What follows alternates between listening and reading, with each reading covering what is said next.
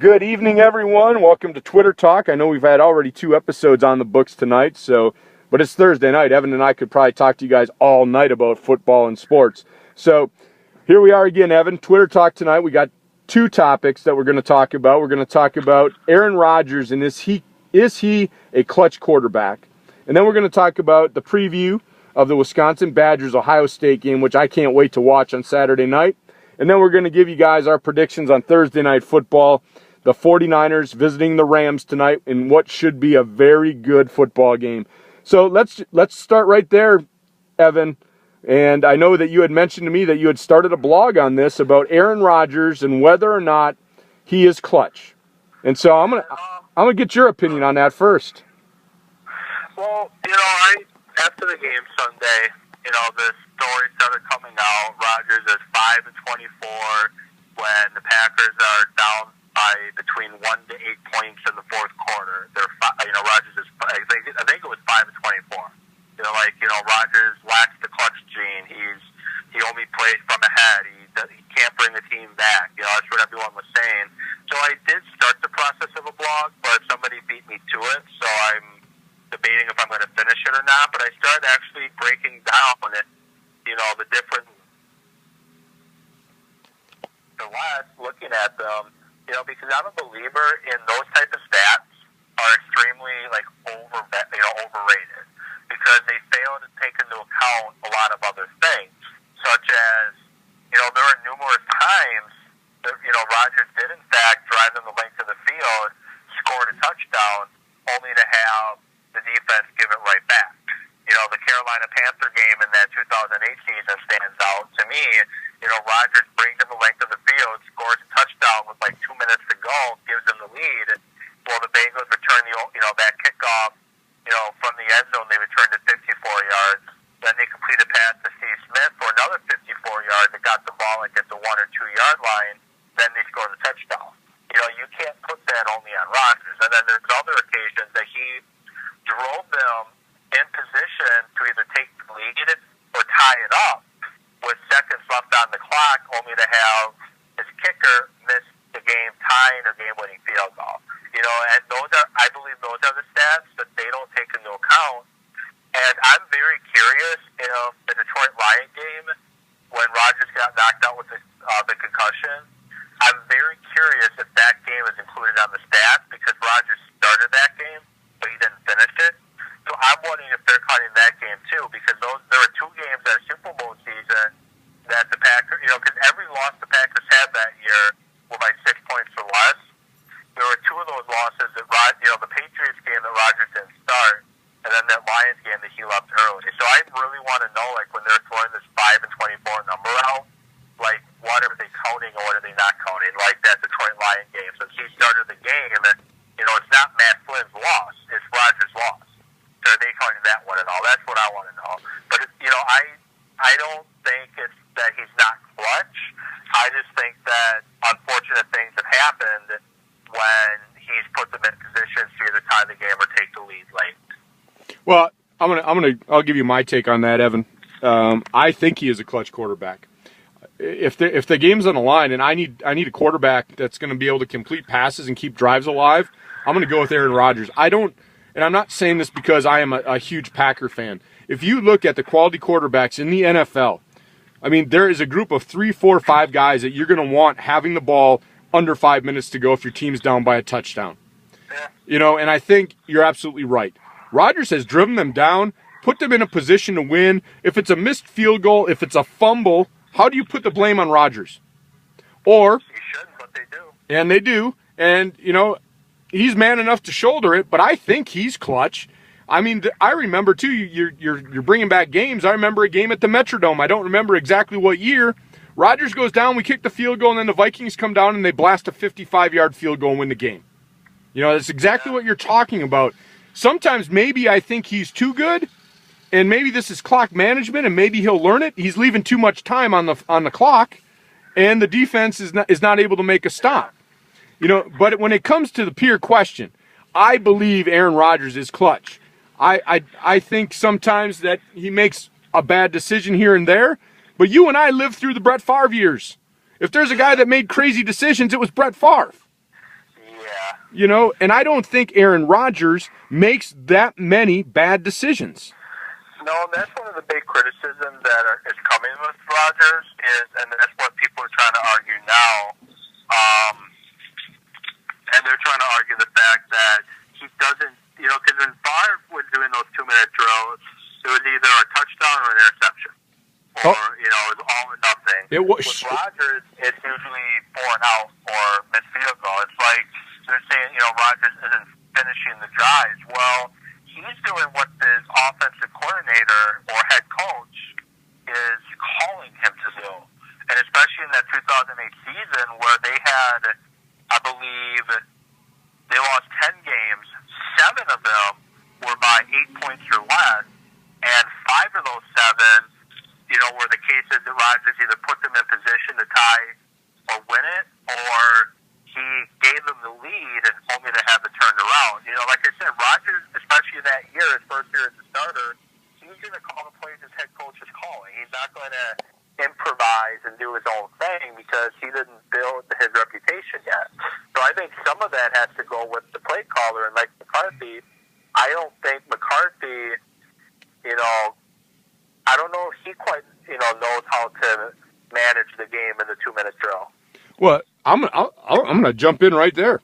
I still think when it comes down to that last drive, and you and I touched on this a little bit, I believe that Rodgers has some flexibility to audible out, but I'll tell you what, if he audibles out and he's wrong, he's going to lose any chance to audible out. I think Mike McCarthy is controlling that. And so, I will debate with people that, okay, Rodgers isn't a gunslinger and doesn't take a lot of chances.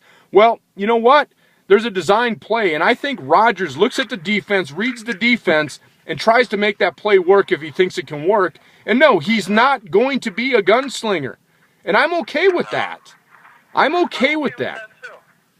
You know, I just had a quick game that popped in my head. We're talking about different games and if he's clutch or not. You know, there was that 15-1 season. I remember a game in the new Giants Stadium where the Giants, I think, tied it up with like 30, 40 seconds to go. And Rodgers drove them down for the winning field goal, and it was good. Yeah, and so people don't want to look at the good stuff, Evan. They want to look at how can we criticize this guy. But I really believe Aaron Rodgers is an all-around quarterback, and if I have my choice, I'm going to let him have the ball in the last 5 minutes of the game if we're down by 1 score. I'm going to stick to that. One thing I know Rodgers is not going to do in the last 5 minutes of the game, like he may not pull that trigger, and that was... Hello? I'm here, bud. You there? Yeah, we're here. We're still on. I just heard a weird noise from my phone, so I thought it cut me off. But he won't pull that trigger, and that drives me nuts sometimes, but he won't cost you the ball either. Like, he won't turn it over. He won't have a late turnover. Yeah, let's go back. We can go back to that. The year that we lost the championship game, I guarantee Aaron Rodgers doesn't throw that out. No. He doesn't make that throw. And so people check down to the wide open Ryan Grant instead of forcing it into this covered down a driver. Yeah, and I'm okay with that. So I think we're both in agreement here that we believe Aaron Rodgers is a clutch quarterback, and there's other factors that are leading to these losses other than just a quarterback play. I mean, we should be blessed as Packer fans that we don't have somebody like Blaine Gabbert. I mean, we got Aaron Rodgers. Let's stop criticizing the guy, and let's really get granular with it and see where all the mistakes are. Don't put the blame on the quarterback all the time in the fourth quarter. No, there's other factors that contribute to the 2-minute offense not being run successfully. Yeah. So let's move on. I mean, there's a great game Saturday night that's brewing, and that's the Badgers versus the Buckeyes. I was actually looking online. I was trying to get tickets because I'd love to try and go to that game. I think it's going to be one heck of a game Saturday night, 8 o'clock Eastern time. And I know that you cover the Badgers right now, right, for your radio station. So I'm going to let you do the preview right now.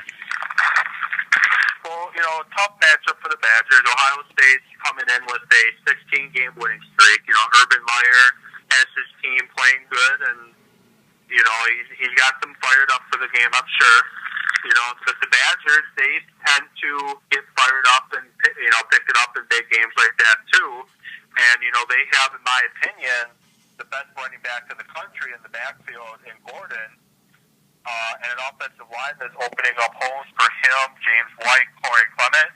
And I think if the Badgers, I was Packers there, if the Badgers can get any kind of production from Joe Stave in a positive way, at least 220 to 250 yards passing, the Badgers are going to win this game. If Stave's not effective, Wisconsin, I don't see pulling off the win, but I don't see a blowout either. But if Stave can move the ball through the air to, keep the Buckeyes from stacking that box, I think the Badgers win it. It's funny you say that because I was talking at work today about the game, and I really believe that, everybody's saying, well, Ohio State will just stop the run. They got a good defense. They'll stop the run. So I'm saying to him, well, maybe the Badger coaching staff, and I don't know this coaching staff all that well, but maybe they're going to pull a role reversal and let Stave throw the ball on the first couple of drives to try and open it up and loosen up them stacking the box. What is your thought on that? I can see them doing that. And, I really like this coaching staff. I've been around them, through the 3 home games, at least Gary Anderson. And I wouldn't be surprised if they do that at all. And Joe Stave being who he is, and this is something that just came out in the paper this week, which he's not using this as a crutch at all, but I guess right before the Arizona State game, his sister's a freshman at Wisconsin. She's a diver, and she hurt her neck in practice while he's trying to prepare for this Arizona State game, and then ended up having surgery right before the Purdue game. So you can kind of see how there's other things on Stave's mind. So I wouldn't be surprised if they put the ball in Stave's hands and just let him throw, because Stave's a good thrower, and he's just had some unfortunate games early on this year that's making people want Kirk Phillips. But seriously, if you want Kirk Phillips in the game, you must want to lose big time, because Phillips is a good game manager, but what Stave has been struggling with, but has shown he can do well, Kirk Phillips can't do, and that's attack downfield with the ball. Yeah, I'll tell you what. I'm okay with Stave in there. I think he has the tools to be a good college quarterback, and I think he has the tools to help the Badgers actually try to compete this year.